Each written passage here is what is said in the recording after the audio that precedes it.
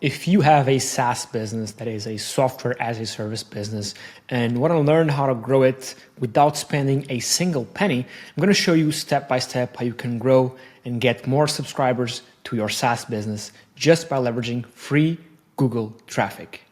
That's all done by the magic of SEO. That stands for search engine optimization, and in non-nerdy terms, that's essentially the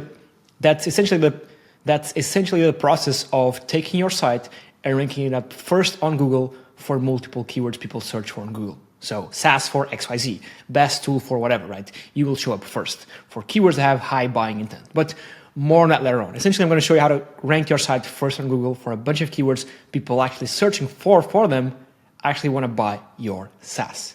So that being said, let me just jump straight into my computer and show you exactly how you can get more traffic and more qualified traffic to your SaaS platform for free, leveraging search engines like Google. So let's go. By the way, super short note, I recorded a video a couple days ago that's 30 minutes long, breaking down more steps on how this strategy works. So go watch it as well. It's a complementary video to the one you're watching right now.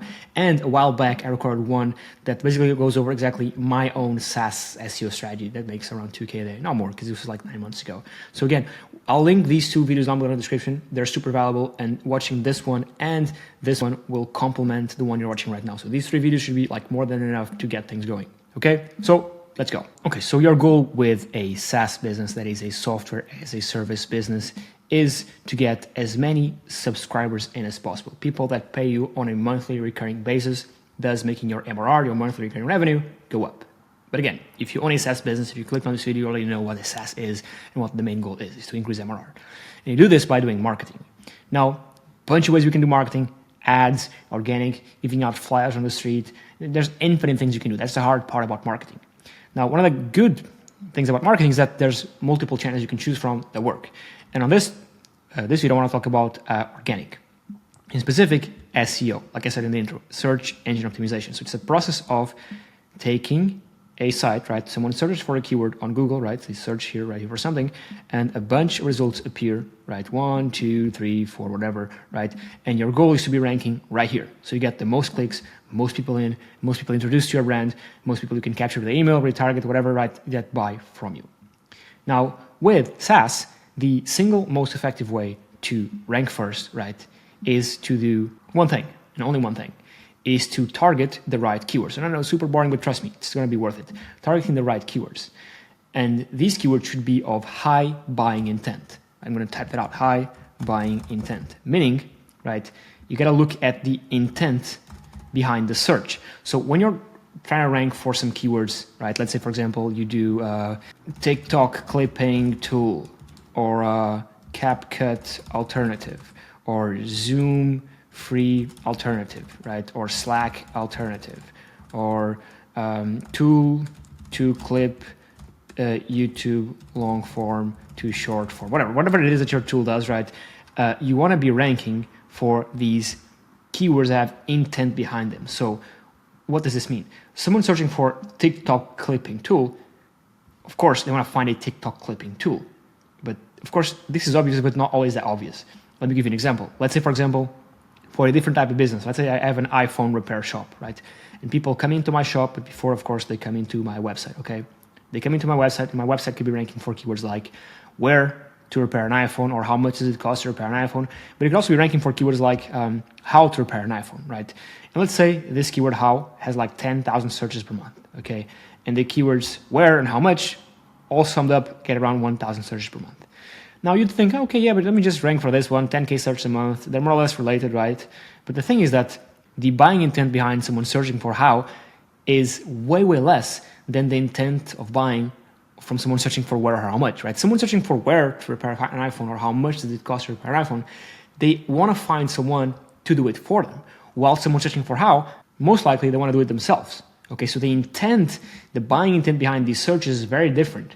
And so the very first thing that I do with your SEO strategy is make a list of high buying intent keywords. Don't look at the traffic, right? Look at the buying intent, right? And don't be demoralized when you see a bunch of your competitors getting a lot of traffic, because then when you go out and analyze which pages they're getting traffic to and the keywords those pages are ranking for, right? You'll see that the keywords are super top of the funnel, super like low buying intent. It's more like informational type of content. Like for example, how much or what's the max length of a TikTok video or TikTok video aspect ratio, right? Again, not that ranking for these keywords isn't valuable, but they're not only a lot more competitive, but the buying intent is way less. Now, of course, you could rank like a blog post for this, right? And you could have like this amazing like blog post with the title and the images and a bunch of valuable info. Then of course down here like a call to action. Hey, listen, use our TikTok video AI editor, right? So you could convert some of this traffic, right? Some of this top of the funnel traffic into nurturing them via email and eventually getting them to try out your tool for free, right? But that's just so much more work than just like targeting high buying intent keywords, bottom of the funnel type content type keywords from the get-go, okay? And you'll notice that oftentimes these keywords have lower search volumes, meaning they're less competitive. So it's just a no-brainer. Now, after you target and find your high buying intent keywords, what you can do as well is you can just do like what I call a keyword matrix, where you just do in the y-axis the buying intent, and in the x-axis the traffic, right? Traffic is usually higher the traffic, the higher the competition, right? You make a list of all your keywords, right? Then place them here. Place them all throughout here where you think the buying intent is, and you can check the traffic as well using free tools, right? And then you do not target keywords here and do not target keywords here. You go for keywords here and here in these two quadrants. Why? Because the buying intent here is high and here as well. And here it's low buying intent. Low buying intent, high traffic, so this is not good. I mean, again, ideally you'd rank first for all the keywords, but if you're just starting out, right, go for this and this, right? Because why would you like go to super competitive keywords that have low buying intent when you can go for keywords here, right? Low traffic, meaning low competition, high buying intent, right? And here as well. So do this, right? Now, after you have your keywords, now, of course, now it's time to rank your site for those keywords. And I have a bunch of SEO courses, and I'll leave them for free now in the description. But the key here, and the specific note that SaaS has, is the types of pages you want to create. So you want to create 3 types of pages: comparison pages, alternative pages, and information pages, okay? So what this is, and you probably guess it because you're smart and you're watching this video, right? Comparison pages are basically pages that rank for keywords like, let's say, for example, Slack versus, or let's say Google Meets versus Slack, okay? Boom. And then so your SaaS versus competitor. It's basically it, right? And you build out all of these pages, right? And also, by the way, competitor 1 versus competitor 2. So what you do is you build all these pages, right, with in-depth comparison between tool 1 and tool 2, right? Again, a page, okay? You can even do like an asset right here, tool 1, okay, versus tool 2. I don't know, make it look good, because that's another thing, right? UI and UX is super important, right? When you're building a brand, right, you're gonna make things look slick, look pretty, because the perceived value goes a long way. If people go to your site and it looks like shit, well, the perceived value is gonna drop down and most likely people won't buy from you. So the best example of this is Apple, right? Apple just looks premium, right? And they are able to charge 10x the amount of Samsungs and Androids, not because their phones are necessarily better, but because of the perceived value of their brand. And this, again, a bit of a tangent, meaning that you can have an inferior product in terms of features and support and whatever, but you can price it higher. You can make more money just by having a higher perceived value. That's key. I could record a video solely on that, but then again, I don't have time for that right now. For now, it's about SEO. So yeah, add like you're making these comparison pages, so make it like an image, a funny image, and then maybe talk about what competitor 1 is, right? What they do, how they work, their pricing, their features. Then same thing for competitor 2, what they do, how they work, their pricing, their features. Then a table comparing the features from 1 and 2, all the features, comparison of all the features. Again, interactive things, not just a boring big wall of text. Actually show them like in a best way you can how these compare. And then again, a wall of text talking about features between both, pricing comparison between both. So make the actual comparison then down below. So again, talk about competitor 1, talk about competitor 2, and then a comparison between both, right? And then of course, down here, hey, listen, these two are good for XYZ, but our tool is better for this. Give it a go, free trial. So what you're doing is you're leveraging these competitors, 1 and 2 brands, their brand name, because this blog post, because it talks so much in depth about competitor 1 and competitor 2, about their pricing, what they do, how they work, their features, right? Eventually, this is going to rank for their own brand names. Eventually, it's going to rank for pricing competitor 1 pricing. So yes, of course, if you write Slack pricing, right, of course, Slack's going to be number 1. But you'll see number 2, 3, and 4 will be Slack competitors, right, writing blogs and pages about Slack pricing with the little call to action saying, hey, listen, yeah, you can pay Stripe XYZ or Slack XYZ, but you can pay us a little less for all these features. So again, what you're doing with these comparison pages is you're leveraging other people's brands. So what you do is, again, you build out comparison pages comparing every single one of your competitors together. So A versus B, A versus C. So compare, make a list of all your competitors and then create pages comparing them all together. But actually properly done, okay? And you'll notice that, again, these pages not only will rank for, you're essentially stealing your competitors' brand names and questions people ask you about competitors, but the search volume for these keywords will be quite low. So you'll easily rank on the first page. And you can throw some backlinks at it if you want. If you want to buy some backlinks, just go to tryjournalist.com, click on your dashboard, and then just go down here to purchase backlinks. These are mega powerful. We have a bunch of case studies on them. I won't show them to you right now, but if you go here, purchase backlinks, there's even a video of me explaining here how it works and a bunch of case studies. But yeah, again, you can purchase backlinks for the extra boost. And quick tangent here, by the way, just that SEO isn't just about building content, right? There's 3 main pillars to SEO. There's on-page SEO, there's off-page SEO, okay, and there's technical SEO. On-page SEO is essentially everything that happens on the site. So what you write, how you write it, the images you add, the keywords you sprinkle in, all the stuff that happens on the site. Off-page SEO essentially is link building. The backlinks you build, how many you build, the anchor text, the velocity, all that stuff. And technical SEO is like the boring stuff. Site speed, schema markup, meta tags, meta descriptions, UI, UX, all this boring stuff. Again, I'll leave a course down below in the description that talks about all this stuff, so don't worry about it right now. Moving back to this again. That's the very first type of page you want to create. And these will do wonders for you. Again, they will rank quite easily for high buying intent keywords, right?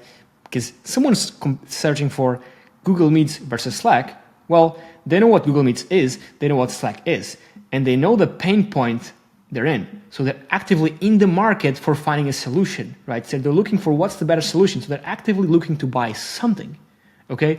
So that's the best type of people you can target. The intent behind someone searching for this, the intent behind the search has a buying intent that's through the roof, right? So that's why you want to target these keywords. And again, leveraging your competitors' brand names. Hopefully it's making sense, right? This is just a mega strategy.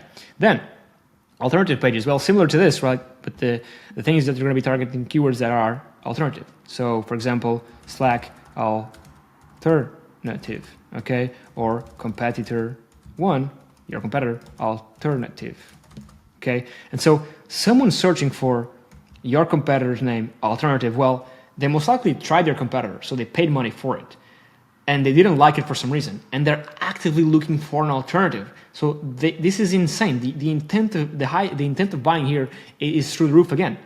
Again, it's just like in the comparison pages, the keywords alternative pages rank for are for super high buying intent. Again, look at what we said before. Super high buying intent is what you want to go for, okay? And then what you want to do, of course, is, again, talk about the competitor, what they do, what they don't do, their features, their pricing. And again, you don't do this just because. You do this, you talk about their pricing, their features, their goods, their don'ts, their best practices, because by talking about this stuff, you make this article and this page relevant for all these keywords, making it rank for a bunch of these keywords. You're making it rank for competitor 1 pricing, or competitor 1 feature XYZ, or does competitor 1 do XYZ. So you're going to notice that all these pages are going to rank for a bunch of these competitor brand name related keywords, but mostly, of course, for the alternative keyword. Again, mega valuable. Make sure that this page looks great. And then, of course, you cleverly introduce your solution. So they're looking for an alternative. So you explain why your solution is a better alternative for them right here. It's because maybe they're lacking this feature. Maybe because their pricing is a bit too high for SMBs, right? And then that's where you plug yourself in, okay? Now, a little quick trick here. You can also do your SaaS alternative. And you might be asking, why would I do alternative pages for my own SaaS? Well, because you want to be ranking for this keyword. You don't want your competitors to be ranking for your SaaS name alternative, right? You want to be ranking for that keyword. And so what you do with this is the page you build out is you talk about your SaaS and say, hey, listen, there's not actually a better alternative for this issue. We are the best one. That being said, you can try this cheaper version, but still has all these drawbacks. Hopefully it's making sense, right? Again, the reason why you create a page targeting this keyword is because you actually want to rank for this keyword. You don't want to allow your competitors to do the same thing you're doing to them, okay? And then finally, informational pages. Well, someone that does this amazingly is Wise. I think you guys know what Wise is. Wise is like a digital bank, right? And what they do is they're a competitor of like PayPal, Revolut, and a bunch of all these digital banks. And what they do very well is they rank for PayPal search terms, so a competitor of theirs, they rank above them. So if you do, for example, PayPal fee calculator, right? Well, who's first? Wise, or second, right? So this is better than any info PayPal has on their site about their fees or whatever, right? That's why they rank first. And this, I could spend hours reviewing their SEO strategy, but what I mean here is that Wise ranks first for a bunch of informational keywords from its own competitors. So when people have questions about the tools they're actively using, so let's say, for example, people are using competitor one over yours. So a lot of people use competitor one, okay? Not you, competitor one, I don't know how to write. So a lot of people use competitor one. It's your main competition, right? And so because it's your main competition, they have a lot of clients, right? They have a lot of people searching for them, right? And so what you do is you build out pages. You can even look at their docs. So usually SaaS businesses have like docs. You can look at their docs and then use AI to write pages detailing and answering questions better than they do in the actual docs of their own, right? Answering their own questions to their own customers.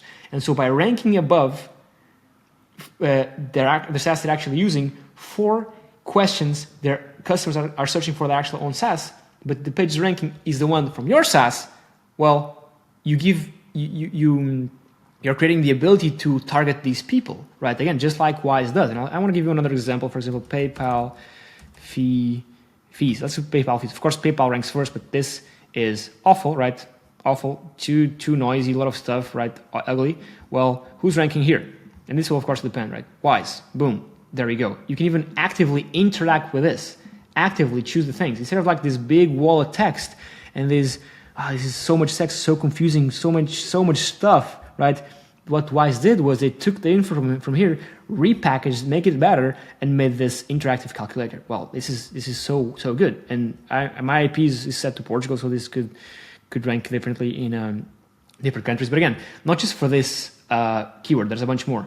And they are stealing a lot of traffic from PayPal because they do this for a bunch of keywords.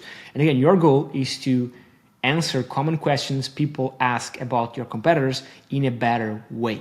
Whether that's how you put out the content, maybe you put it like in a blog post with maybe a video, a table of contents, interactive stuff. And again, these will allow you to steal a shit ton of traffic. And so this is the key to succeeding in SaaS SEO, right? SaaS, again, stands for software as a service. It's a very specific type of business. If you don't know what SaaS is, it's like Zoom, iCloud, Dropbox, Netflix is a SaaS, right? This is software as a service, a software people pay on a monthly basis to get access to. And if they stop paying, they stop getting access, okay? And again, the best way I found, and that's exactly what we're doing for our own SaaS, in terms of SEO strategy, is to do this. Because by default, these pages, when you're creating them, and the keywords they rank for by default are high buying intent keywords. Again, comparison pages because it's competitor one versus two. And these inherently rank for a bunch of these related competitors' keywords. Alternative pages, same thing. Informational pages, same thing. Now, I know this was a bit of a theoretical tutorial, but hopefully you got my point. Now, if you want to learn more about all this stuff, I'll leave links down below for free tutorials, a bit more actionable on how you can actually get started with this. But I think with what I said right now, you can surely get it going. If you want to use AI, which I think you should use AI because why not? You can use ChatGPT, right, for free, or you can just use a tool like Journalist AI, which was one I showed you before, which is a bunch of things to generate these articles. You can generate the articles. You can even set it up like an auto blog, so it automatically generates and posts the articles to your site. You can even add a knowledge base where you can basically upload info to Journalist AI about all your competitors. So YouTube channels of theirs, text documents, audio documents, PDFs, right? And so now the AI has all of this context to be able to produce amazing content about your competitors. So you don't even need to do the research. The AI does the research based on the knowledge you give it, and then it produces these beautiful articles, again, you can place on these comparison pages, alternative pages, and informational pages. And I can almost assure you that if you do this, because not a lot of people do this, right? Because there's a bunch of SaaS niches, and because these keywords tend to be very, very little competitive because they get a very little amounts of traffic. They're easy to rank. So you'll rank on the first page almost guaranteed. And again, they might get little traffic, but the intent, the buying intent here is insane. Hopefully this made sense. If you want to give a go at Generalist AI, you can use the code, I think it's Vasco. Just use the code Vasco and you get, I think, 10 or 15% off. I think it's 15% off. Give it a go. Try it out. If you like it, let me know. If you're not, don't worry. You can also always use ChatGPT's free version, but it lacks a bunch of stuff. There's no like social media syndication. There's no, oh, this is pretty cool. Let me play a clip of what this says right now. Imagine this is a blog post on my plumbing site about plumbing, right? I can add in the middle of the article, or even on my homepage if I want, right? This little widget right here, this little tool, right? That in this case I made this custom, and I'll show you how to make it custom for your business, right? That says get instant quote, right? But first it tells me to plug in here a prompt, right? It suggests to say my toilet is clogged. How much to charge for it? So let's say, for example, my kitchen pipes broke. How much does your company charge? And so this is an interactive little tool clients or potential clients that come into your site can actually use, right? And then when they click get instant quote, and by the way, you can customize all this, it gives them a reply, right? Thank you for reaching out regarding your broken pipes. Our plumbing company estimates the cost to fix it will issue range between $150 and $400, depending on the extent of the damage and necessary repairs. Please contact us for a more accurate assessment. So in essence, right, this little tool, you give the client, the potential client, gives it an input, clicks get instant quote, and our AI gives you a reply. Now you'll see here that there's this little box as well right here that prompts them, yes, as to sign up or to get more details, right? Yes, send me an email to get more details. So you can have the client put in their email right here, and you can change the name of the button to say get quote or get in touch, right? The point of this is to make an interactive, in make your traffic interact with your business. And this is not only super different from anything else that everyone else is doing out there, but it creates this amazing feeling in the customer because they know what they're in for. These tools give the user information, right? And again, you can build tools for anything you want, right? So if I go here to magnets again, create a magnet, I can do a plastic surgery, I can do calculators, right? I can do mortgage calculators. I can do car financing calculators. So let's say, for example, you have a car stand where you sell cars, used cars, right? You have all the listings for your cars, and on the side you have like a calculator that people can introduce in their. And actually, I'll show you this, right? I did this already, right? I did this for a car. This is like a blog post about cars, about Tesla. Should I buy a Tesla? It's my first car, and I added it down here a calculator on getting free advice on insuring my first Tesla. So I put it here how many years my Tesla was driven, my age, and any past crashes, and it gave me advice on it. I can also do calculators for financing. So how much money I have saved up, how much money the car costs, and what will be my monthly payment. And like users that come into your site looking at used cars can actually, even before even calling you, know how much their car payment would be like. And then you can even collect their emails and email them about car financing options. So there's a lot you can do here. And by the way, the emails get collected and go here into the leads tab. So pretty cool. You can apply this to SaaS. You can do like SaaS pricing estimates, SaaS pricing calculators. You can do like, you can do a bunch of stuff with this. I mean, it's infinite things you can do. So yeah, that's it. That's the video. Thanks so much for watching. Like, subscribe. Check this out and check the description as well for more training. And I'll catch you on the next one. Cheers.